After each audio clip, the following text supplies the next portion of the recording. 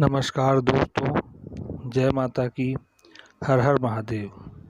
दोस्तों, आप सभी का स्वागत है आपके अपने YouTube चैनल ज्योतिष एवं साधना में।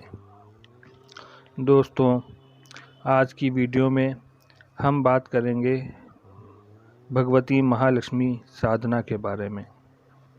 भगवती लक्ष्मी धन संपत्ति के अधिष्ठात्री देवी हैं। तंत्र शास्त्र में वर्णित 10 महाविद्याओं में यह 10वीं महाविद्या के रूप में स्थित हैं और इनको कमला महाविद्या के नाम से भी लोग जानते हैं। आप सभी को पता है कि जब भी भगवान विष्णु पृथ्वी पर अवतार ग्रहण करते हैं तो माता लक्ष्मी राधा रूप में, सीता रूप में अवतरित हुई हैं। आप लोग जानते ही होंगे, पौराणिक कथाओं में आपने पढ़ा या सुना होगा कि माता लक्ष्मी का जो प्राकट्य है वह समुद्र मंथन से हुआ था। 14 रत्नों में माता लक्ष्मी भी एक रत्न के रूप में प्रकट हुई थी और भगवान विष्णु के साथ उनका विवाह हुआ था। भगवान विष्णु क्षीर सागर में शेषनाग की शैया पर जब विश्राम कर रहे होते हैं तो माता लक्ष्मी उनके चरण दबाती हुई दिखाई देती हैं। ऐसा हमने अनेक चित्रों में भी और टीवी के कार्यक्रम आदि में भी देखा होगा। अनेक नाम हैं, उन्हें पद्मा, कमला, लक्ष्मी आदि नामों से भी पुकारा जाता है। माता लक्ष्मी भगवान विष्णु की महाशक्ति वैष्णवी शक्ति हैं। लक्ष्मी की अनिवार्यता प्रत्येक व्यक्ति अनुभव करता है।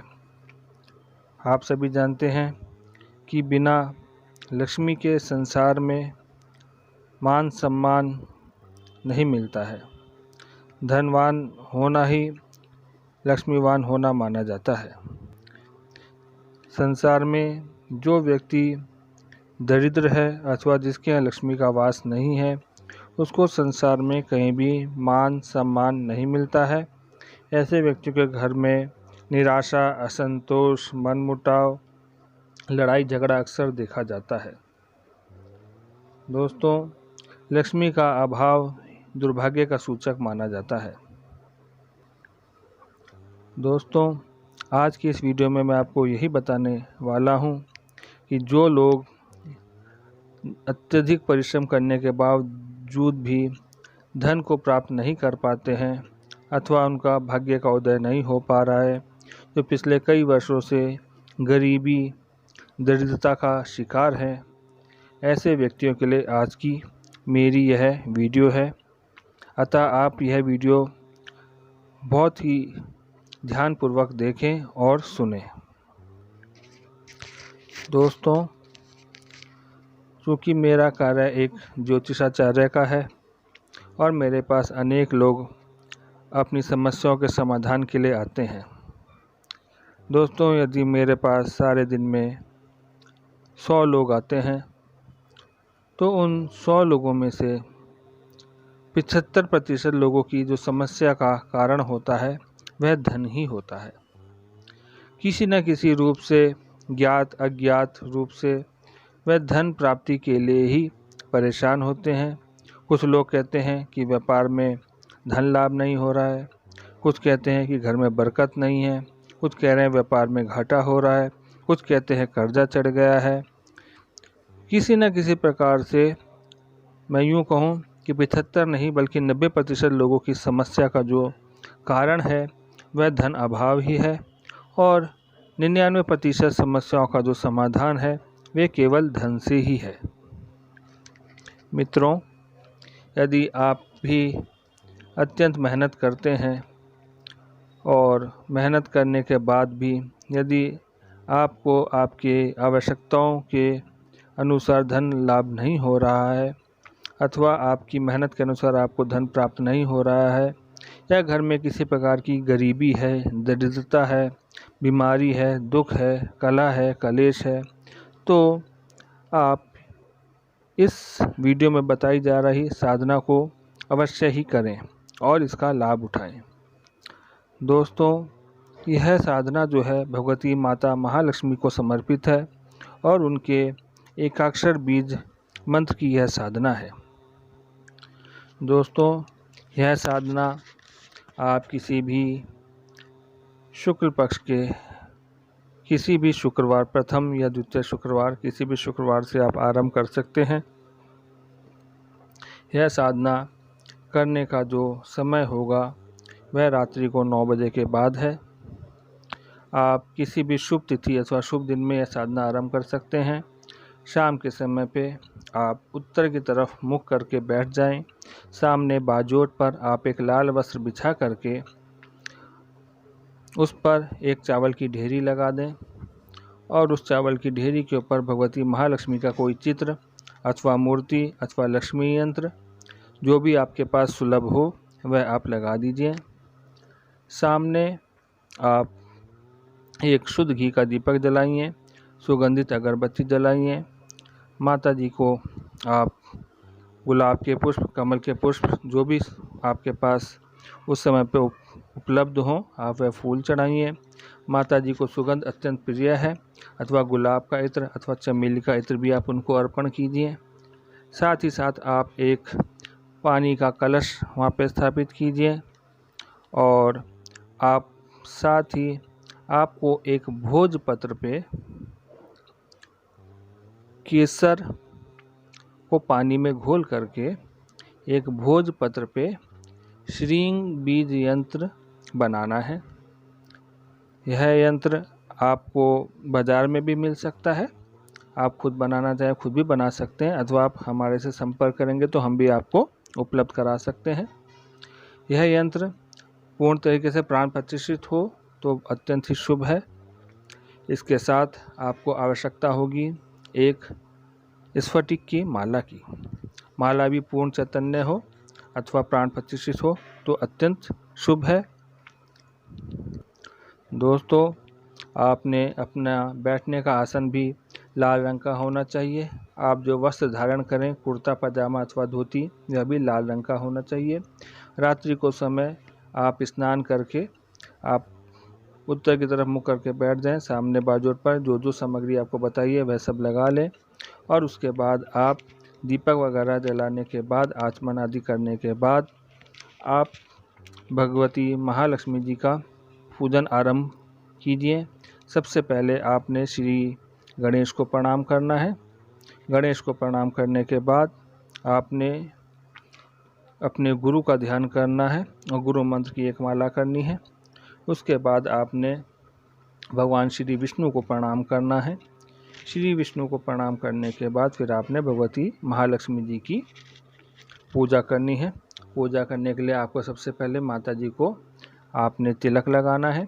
उनको कुछ अक्षत चढ़ाइए, चावल चढ़ाइए, उनको पुष्प अर्पण कीजिए, गुलाब के पुष्प, कमल के पुष्प जो भी आप लाए हैं। उसके बाद आप उनको इत्रगंध सुगंध अर्पण कीजिए और साथ में दूध अथवा मेवे का जो भी मिष्ठान या बताशे का भोग जो भी आपके पास लेकर आए हैं माता जी को अर्पण कीजिए। इतना करने के बाद फिर आपने माता महालक्ष्मी जी की स्तुति में आपने एक पाठ श्री सूक्त का करना है। श्री सूक्त अथवा कनकधारा में से जो भी आपके पास उपस्थित हो आप वह पाठ कर सकते हैं। श्री सूक्त का पाठ अथवा कनकधारा स्तोत्र का पाठ ध्यानपूर्वक सुनिए। श्री सूक्त का पाठ अथवा कनकधारा स्तोत्र का पाठ आपने एक पाठ करना है। एक पाठ करने के बाद फिर आपने संकल्प लेना है कि हे भगवती महालक्ष्मी, मैं अपनी दरिद्रता के नाश के लिए अथवा धन प्राप्ति के लिए आपकी 11 दिवसीय अथवा 21 दिवसीय अथवा 40 दिवसीय जितना भी आप संभव हो सके उतने दिन तक आपकी साधना करूंगा और नित्य प्रति 101 माला आपके श्रींग बीज मंत्र की मैं करूंगा। आपको ऐसा संकल्प करना है। संकल्प करने के बाद फिर आपने हाथ में जल लेकर के विनियोग करना है। विनियोग इस प्रकार से है, ध्यानपूर्वक सुनिए। हाथ में जल लीजिएगा और कहिएगा ओम अस्य श्री लक्ष्मी बीज मंत्रस्य भृगु ऋषि निवृत्छन्दः श्री लक्ष्मी देवता मम धनाधिपत्य प्राप्यर्थे अथवा धन प्राप्यर्थे जपे विनियोगः। आपने ऐसा विनियोग करना है। उसके बाद फिर आपने महालक्ष्मी की स्तुति गानी है। स्तुति आपको किसी न किसी धर्म पुस्तक में मिल जाएगी। इस स्तुति में आप बताता हूँ कि इस स्तुति में आपने क्या बोलना है। इस स्तुति में आपने बोलना है, महालक्ष्मी नमस्तुभ्यं सुरेश्वरी हरिप्रिय नमस्तुभ्यं दयानिधे नमस्तुते महामायेशी पीठे सुरपूजिते शंखचक्रगदा हस्ते महालक्ष्मी नमोस्तुते नमस्ते गरुडारूढ़े कोलासुरभयंकरी सर्पापरे देवी महालक्ष्मी नमोस्तुते ओम पद्मासनिस्थे देवी परब्रह्म स्वरूपिणी परमेश्वरी जगन्माता महालक्ष्मी नमोस्तुते। इस प्रकार से आपने स्तुति करते हुए माता लक्ष्मी को प्रणाम करना है। फिर आपने अपने हाथ में स्फटिक की माला लेनी है। माला पे जो सुमेरु होता है आपने उसके ऊपर थोड़ा सा जल छिड़कना है, तिलक लगाना है, इत्र लगाना है। फिर उसको कपड़े से ढककर अथवा गौमुखी में डालकर आपने श्रीं बीज मंत्र का जाप करना है। श्रीं श्रीं श्रीं श्रीं श्रीं आप इस प्रकार से जाप कर सकते हैं, अथवा आप श्रीं श्रीं श्रीं श्रीं श्रीं श्रीं श्रीं श्रीं श्रीं श्रीं श्रीं श्रीं इस प्रकार से भी जाप कर सकते हैं। आपको अधिकतम 1.5 घंटा आपको लगेगा यह 101 माला करने में। जब आपकी 101 माला पूरी हो जाए तो आपने हाथ में जल लेकर समस्त मंत्र जाप माता महालक्ष्मी को अर्पण करना है। गलती भूल चूक के लिए क्षमा मांगनी है और आपने वापस उठ करके आसन पे प्रणाम करके आपने आकर के अपने जो भी आपका स्थान है जहाँ पे आप सोते हैं आपने वहाँ पे सो जाना है।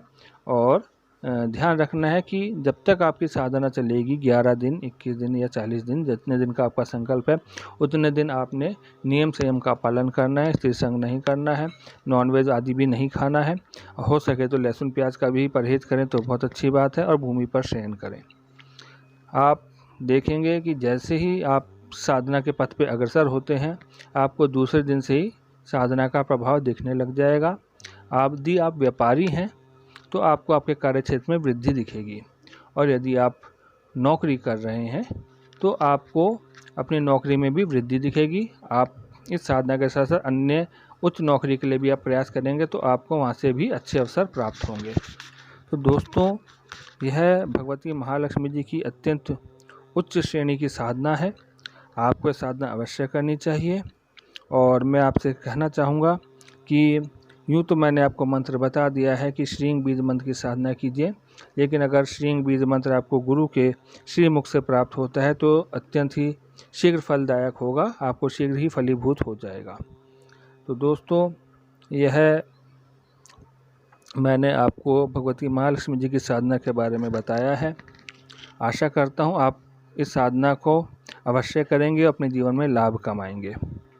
दोस्तों, यदि कोई बात मैं बताने से चूक गया हूँ और या आपको कोई बात समझ में नहीं आई है तो आप व्हाट्सएप या मैसेज के माध्यम से आप पूछ सकते हैं, आप कॉल भी कर सकते हैं। यदि आपकी कोई समस्या है, आप अपनी जन्म कुंडली दिखाना चाहते हैं, अपने जीवन में किसी समस्या का निवारण प्राप्त करना चाहते हैं, तो भी आप हमारे से संपर्क कर सकते हैं। इसी शब्दों के साथ मैं अपनी वाणी को विराम देता हूँ। भगवती आपका कल्याण करे। जय माता की। हर हर महादेव।